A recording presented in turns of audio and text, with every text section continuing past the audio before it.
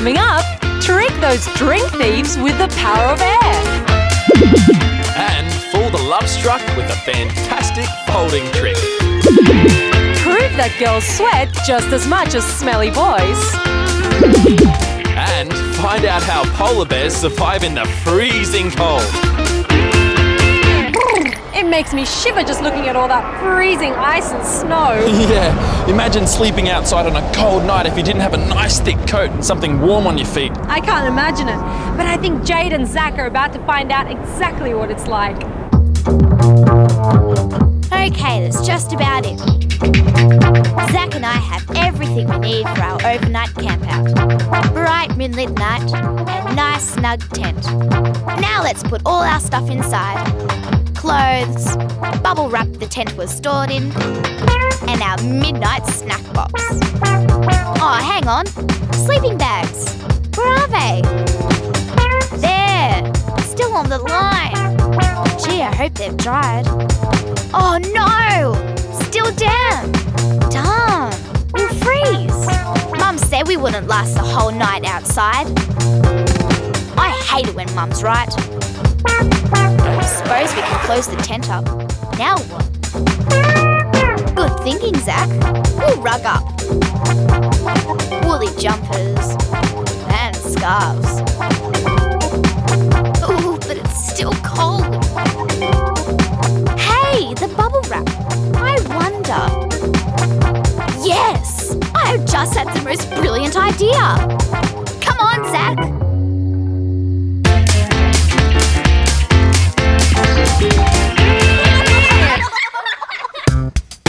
It's Saturday afternoon and I'm lost in a good book. Oi! Hey! That's mine! Not again! What I need is some seriously scientific drink-saving security. I've got it! Here's some more cordial and all the stuff I'll need to keep the cordial cat burglar at bay. I got Dad to make a hole in this lid for me. It's just big enough to fit the straw through it. Now stick it in place with the modelling clay. This will also stop the air getting through the hole around the straw. Now to fill my drink bottle with delicious cordial and screw the lid back on. Just as I thought, it's impossible to suck up any drink. Perfect. Hey Giovanni, why don't you try stealing some drink from my new high-tech bottle?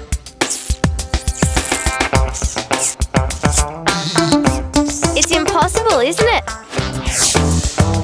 As Emily sucks, the air at the top of the straw thins out, creating an area of low pressure. Higher pressure air outside the glass then pushes down on the liquid, forcing it up the straw. But the airtight seal at the top of the bottle stops any air coming in. That means there's not enough downward air pressure on the drink to force the cordial all the way up the straw. So no matter how hard Giovanni sucks, he'll never get a drink. Looks like I've been the dreaded drink stealer. Now to just unseal the top of my bottle and enjoy the rest of my drink. Nice one, Emily. You enjoy that well-deserved refreshing cold drink. And speaking of cold, I wonder how Jade and Zach are going to survive their chilly night outside.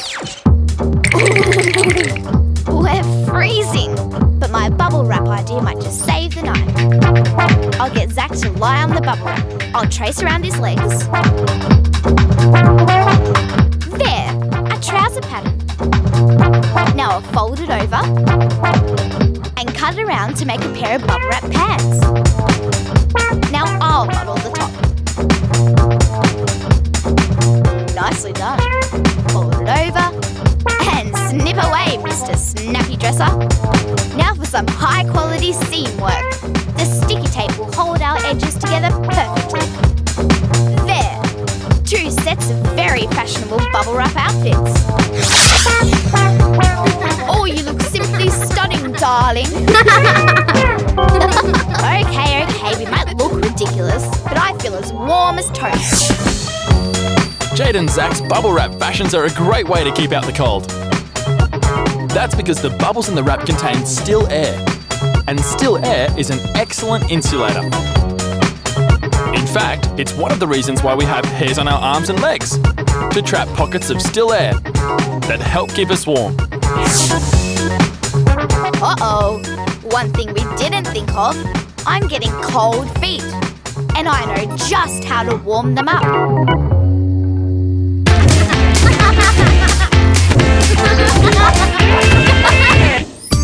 Aww, Fraser's in love. He can't stop reading that love letter his girlfriend sent him. It's so cute, but it's time to burst his love bubble. Ha! Come and get it, lover boy! What's the matter, Fraser? Lost something special? Okay, here's the deal.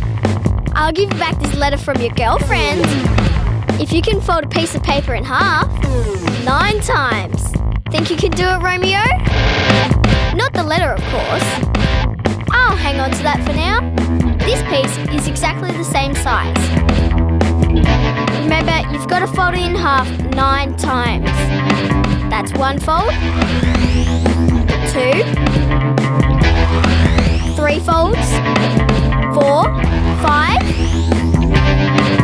6.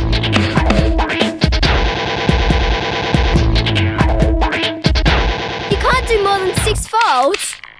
Oh, the paper was too small, was it? Then you ought to be able to fold this one 9 times.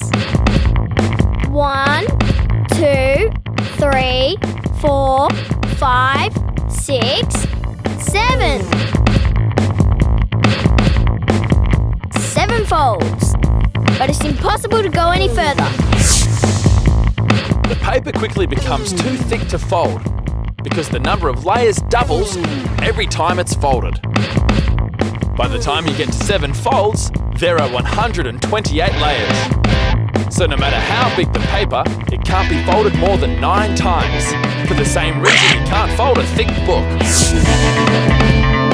No, I don't think so, Fraser.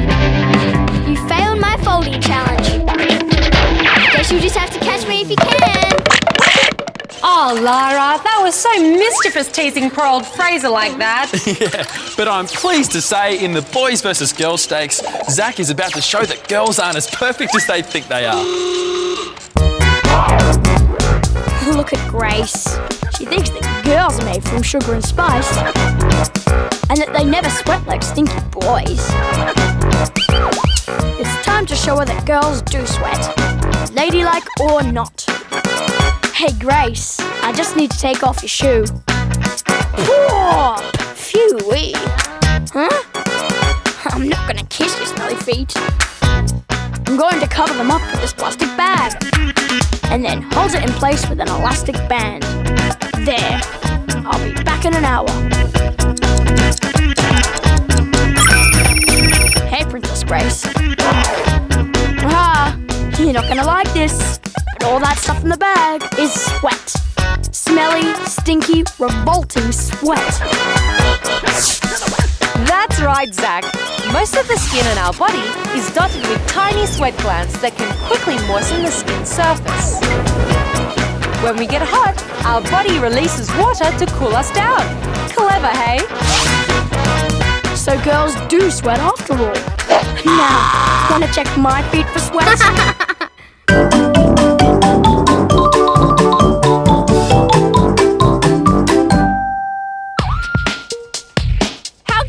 Those polar bears. But I've no idea how they manage to spend their entire lives on the freezing ice. Herman and I are shivering after being outside for an hour. Dad says polar bears can stand the cold because they've got blubber under their fur. I wonder how blubber keeps them warm. I know a way we can find out. Let's go. While Herman fills a container with freezing snow, I'll get a great big glob of cooking fat.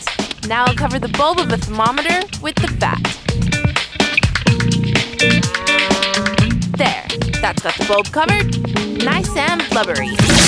Okay, another thermometer, and yep, they're both reading about the same temperature. Herman can look after the one without fat.